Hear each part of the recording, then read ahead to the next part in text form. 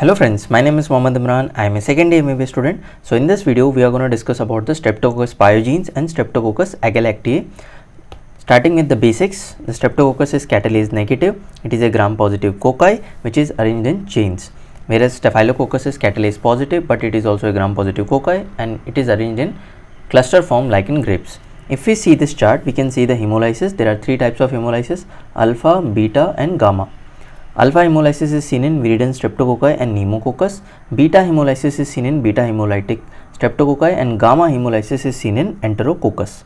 And based on group specific C carbohydrate antigen Lancefield grouping, it is divided into 20 serogroups. The beta hemolytic streptococci 20 serogroups, group A and group B. We are going to discuss about group A and group B. Group A is Streptococcus pyogenes and group B is Streptococcus agalactiae. Starting with the Streptococcus pyogenes, let's study the virulence factors. First one is the cell wall antigen. If we can see this image, we can see that the inner layer is made up of peptidoglycan.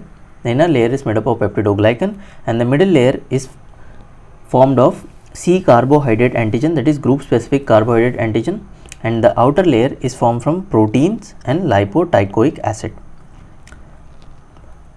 Proteins like M, T and R. We are going to discuss mainly about the M protein, which is very important. M protein helps in adherence to the epithelial cells and inhibits phagocytosis, and it is also responsible for streptococcal toxic shock. The M proteins are divided into class 1 and class 2. The class 1, the antibodies which are formed to class 1 M protein is responsible for the pathogenesis of rheumatic fever. The M proteins are divided into class 1 and class 2. The antibodies to class 1 M protein is responsible for pathogenesis of rheumatic fever. The second virulence factor is capsule. It is expressed by mucoid strains and the capsule is made up of hyaluronic acid.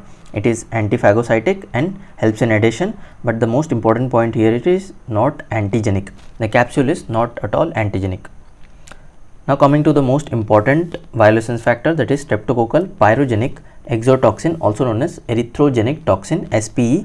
The SPEs are divided into three types of SPE. We have SPA, SPEB and SPEC. The type A and C is bacteriophage coded. It is in type A and C is example of super antigen, and type B is chromosomal coded. There are three types of streptococcal pyrogenic exotoxin, that is SPE, SPA, B and C. A and C are bacteriophage coded and B is chromosomal coded, and pathogenic role of SPE can be seen in scarlet fever, necrotizing fasciitis, streptococcal toxic shock syndrome. Let's study about the Dick test. If we give intradermal injection of SPE, that is streptococcal pyrogenic exotoxin, we can see it produces erythema in children susceptible to develop scarlet fever. So Dick test suggests that if we give intradermal injection of SPE, streptococcal pyrogenic exotoxin, it produces erythema in children susceptible to develop scarlet fever.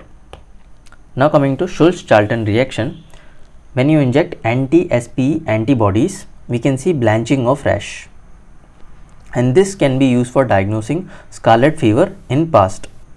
And we have studied about Dick test and Schultz-Charlton reaction in SPE, that is streptococcal pyrogenic exotoxin. Now coming to the fourth virulence factor, that is streptokinase. It is fibrinolysin, activates plasminogen, and it is used for the treatment of coronary thrombosis. Therapeutic use is coronary thrombosis. Now coming to the hemolysis, there are two types of hemolysin. First one is streptolysin O and the second one is streptolysin S. There are two types of hemolysin, streptolysin O and streptolysin S. The streptolysin O is oxygen labile, heat labile, and the streptolysin S is oxygen stable and serum soluble, and because of this S, it is called SLS, streptolysin S, and streptolysin O is because of oxygen labile, heat labile. The streptolysin O is strongly antigenic, whereas streptolysin S is not antigenic. And now the very important point here is ASO, anti-streptolysin O antibody. ASO is raised in most of the streptococcal infection. We are going to study later about these streptococcal infections, and are used for standard marker for retrospective diagnosis of streptococcal infection, except in two diseases. First one is glomerulonephritis and second one is pyoderma, where ASO titer is low. If there is a streptococcal infection, we can clearly see there is an increased ASO titer. except in pyoderma and glomerulonephritis, whereas streptolysin S is not useful for serological diagnosis of streptococcal infection. One more point regarding streptolysin O is hemolysis seen only in deep colonies because it is oxygen labile, whereas hemolysis is seen on the surface of blood agar plate because it is oxygen stable. As we have completed hemolysin, now coming to the DNase, also called as streptodornanes and deoxyribonuclease. There are 4 types of DNases: A, B, C, D. The most important we are going to study is anti-DNase B. If anti-DNase B is greater than 300 to 350 units, then it is used for diagnosis of pyoderma and acute glomerulonephritis where ASO titer is low. As we have studied in the previous slide, the ASO titer is usually increased in streptococcal infection except pyoderma and glomerulonephritis. Now coming to the other enzymes like hyaluronidase, it is also called as spreading factor. It breaks down the hyaluronic acid and the infection spreads along the intercellular space. Enzymes like serum opacity factor, NADase. You have to just remember the names like hyaluronidase, serum opacity factor and NADase. Now coming to the clinical manifestations. First we will study the suppurative manifestations. The streptococcus can cause respiratory infection. We have to remember the most important, that is it causes pharyngitis, sore throat, pneumonia and empyema. We have to remember mainly the pharyngitis. The streptococcus infection can cause pharyngitis. Now coming to the second one, that is scarlet fever.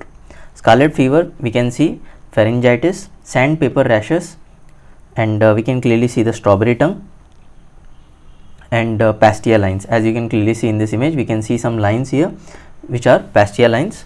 And the scarlet fever, we have to mainly remember the strawberry tongue, pastia lines, pharyngitis, sandpaper rashes, and scarlet fever. Pathogenesis of scarlet fever is because of SPE toxin, that is streptococcal pyrogenic exotoxin. Now coming to the skin and soft tissue infection caused by streptococcus. First one is impetigo pyoderma, also called as pyoderma, where ASO titer is low, whereas anti-DNase B is greater than 300 to 350 units. It is usually seen in children's, and we can clearly see the pustular regions.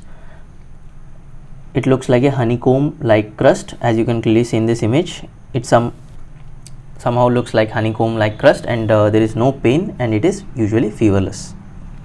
And the second skin and soft tissue infection is cellulitis and erysipelas, and the most common site is malar area of face, and we can clearly see the pudy orange texture in this image and malar area of face, cellulitis and erysipelas. Now coming to the deep soft tissue infections, the streptococcus can cause necrotizing fasciitis, toxic shock syndrome and streptococcal myositis. Necrotizing fasciitis is also caused by staphylococcus, but the most common cause of necrotizing fasciitis is because of streptococcus pyogenes. Now coming to the non-suppurative complication, as we have completed the suppurative complications, the streptococcal antigen shows molecular mimicry with human antigen. So when the streptococcal antigen enters the human body, so eventually the streptococcal antibodies would be formed. These streptococcal antibodies would attack at human antigen, which shows molecular mimicry with streptococcal antigen, like hyaluronic acid. The mammalian antigen which shows molecular mimicry is synovial fluid, so it will lead to reactive arthritis. The second one is cell wall protein M. The molecular mimicry shows with myocardium, so it would lead to acute rheumatic fever. The third one is cell wall C carbohydrate. It shows molecular mimicry with cardiac wall, so it would also eventually lead to acute rheumatic fever. And the fourth one is cytoplasmic membrane, which shows molecular mimicry with vascular intima.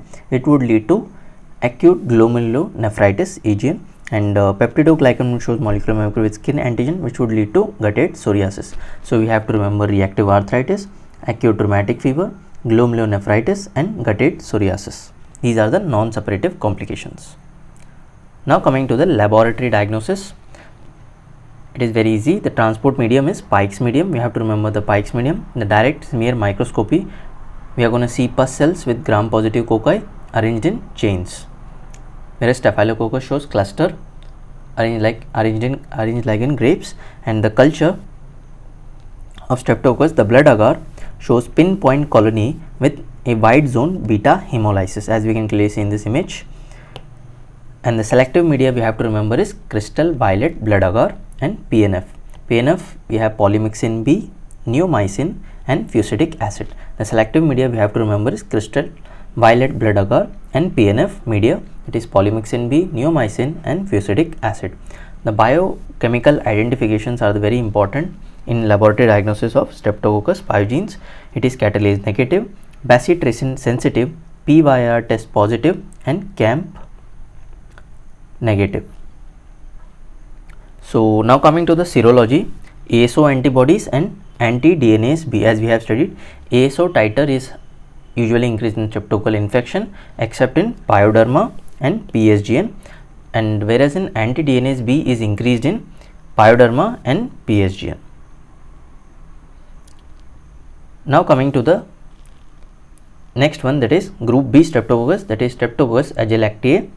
It is usually seen in neonates, and in pregnancy the infection is usually seen in neonates, and in pregnancy it causes neonatal sepsis and meningitis. Now coming to the lab diagnosis, we are going to compare the Streptococcus pyogenes and Streptococcus agelactiae. In Lancefield grouping, it is group A, and Streptococcus agelactiae is group B. That's why it's called group B Streptococcus. Bacitracin sensitivity test, the Streptococcus pyogenes is sensitive, whereas agelactiae is resistant.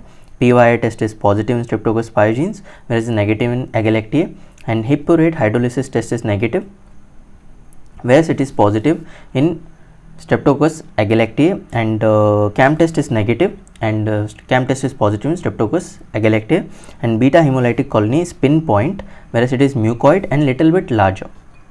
We have to, as we have compared Streptococcus pyogenes and Streptococcus agelactiae, we can clearly see the Lancefield grouping is group A, group B. Bacitracin sensitive, whereas Streptococcus pyogenes is sensitive, whereas Streptococcus agelactiae is resistant. The most important point is CAM positive. Streptococcus agelactiae is CAM positive and PYR test negative, and the beta hemolytic colonies is pinpoint in Streptococcus pyogenes, and mucoid and little bit larger in Streptococcus agelactiae. Thank you for watching. Hope you like this video. Make sure you hit the like and subscribe button for more videos related to medical field.